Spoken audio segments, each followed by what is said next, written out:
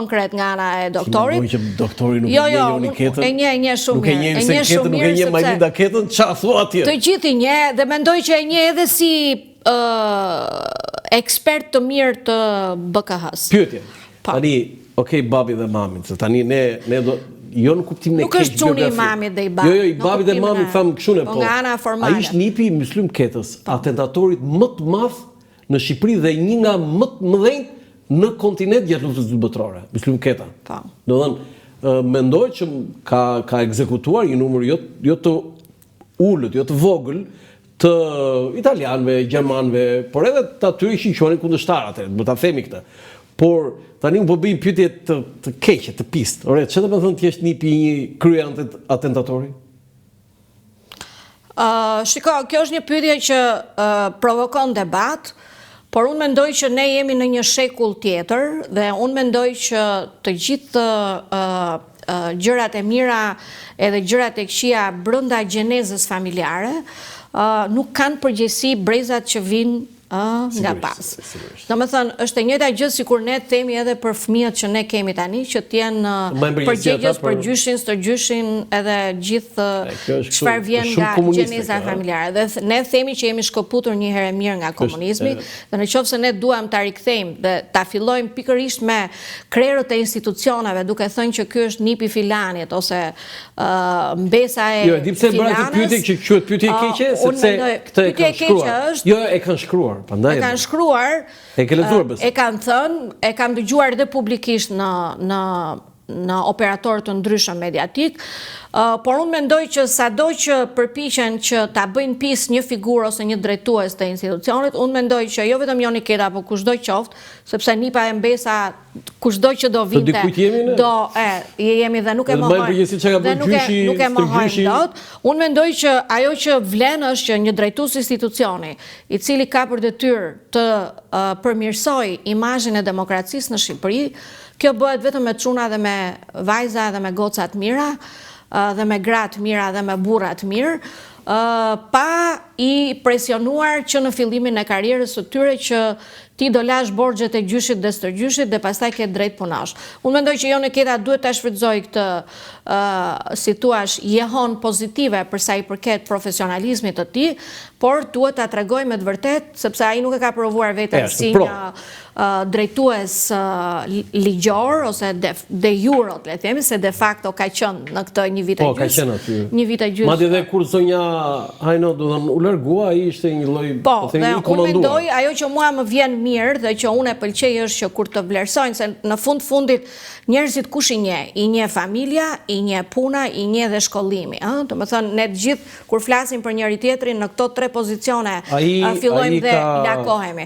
Dhe unë mendoj që kur njerëzit brenda institucionit të tij e kanë mbështetur dhe thon fjalët më të mira, mendoj që mundet të konsiderohet si një aset i cili do të japi një panoramë tjetër ose një qasje tjetër të institucionit të BKH-s, ose le të vazhdoj, le të themi, dhe jehonën që kanë pasur dhe kolegët e vet, sepse zonja Hajnaj patjetër që ka pasur kontributet e saj dhe nuk mund ta mohojmë, edhe si një grua e guximshme edhe në karrierën e saj profesionale.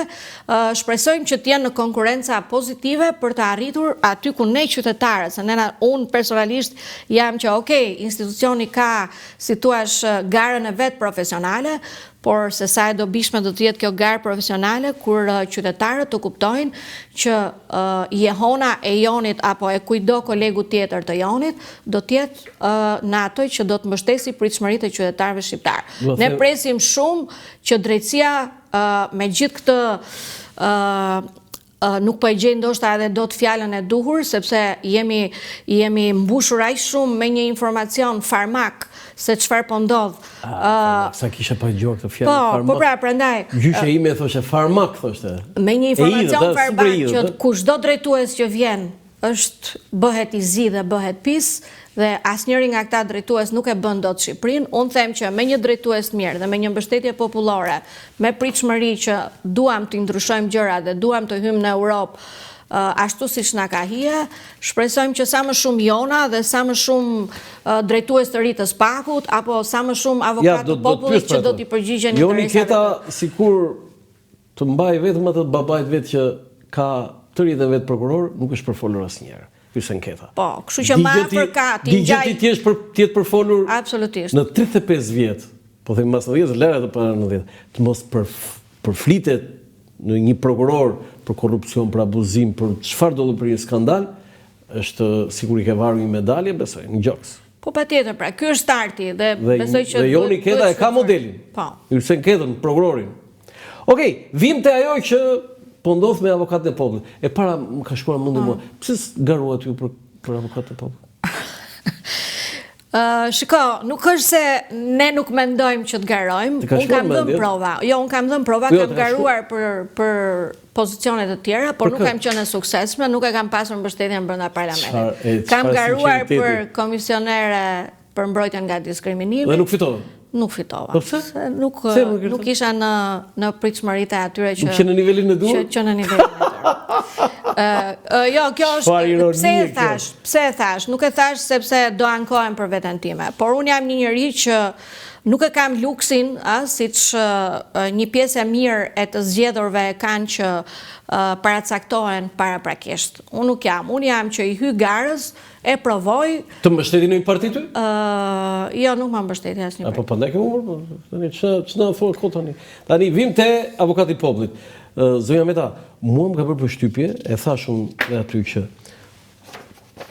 i njëjti grup parlamentar i Partisë Demokratike, sepse nuk është shkruar në ligj që avokatët e popullit ka opozita, por është një marrëveshje politike. Dhe gjithmonë, për herë, edhe Igli Totozanin, fjala vjen, e bëri Partia Socialiste atëherë.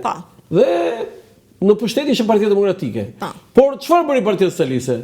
E selektoi brenda selisë vet, brenda strukturave vet, dhe zgjodhi kandidat Igli Totozanin dhe ai votuan në parlament. Nuk po ndodh kështu këtë herë. Pra, ndonë se ne kuptojmë që Partia Demokratike do ta ketë atë, Partia Demokratike u ka dhënë firmën 6 vetave. Nëse kam kuptuar këtë. Cili është komenti juaj?